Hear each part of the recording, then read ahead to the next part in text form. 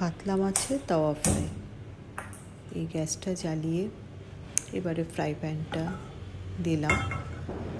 এবারে কিছুটা সর্ষের তেল দিয়ে মাছটা আগে ম্যারিনেট করে রেখেছিলাম পেঁয়াজ, আদা, রসুনের রস, লেবু রস এবং ধনে গুঁড়ো, জিরে গুঁড়ো, কসুরি মেথি আর কিছুটা জোয়ান ক্রাশ করে দিয়েছি।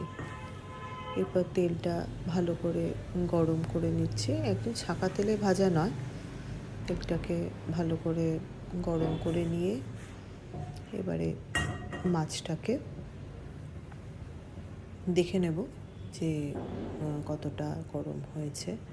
একটু টেম্পারেচারটা একটু মেনটেন করতে হবে।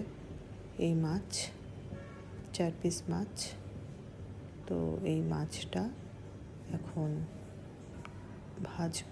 ভাজবো মানে ওই আর কি শ্যালো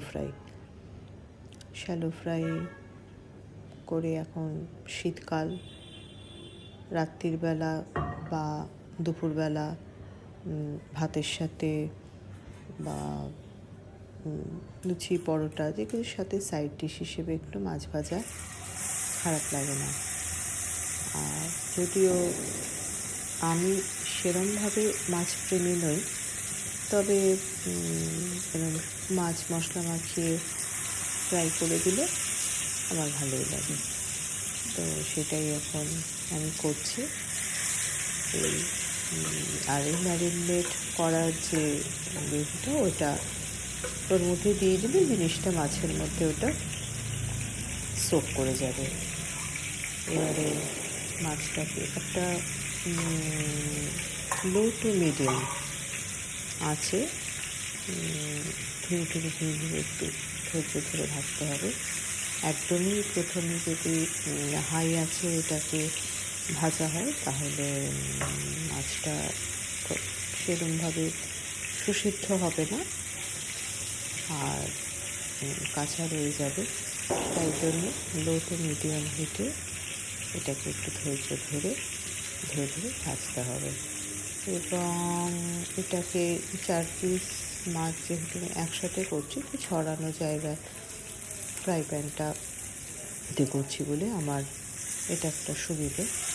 নয়তো কড়াতেও করা যায়, কিন্তু 4টে মাছ একসঙ্গে হবে না, দুটো করে করা যেতে পারে।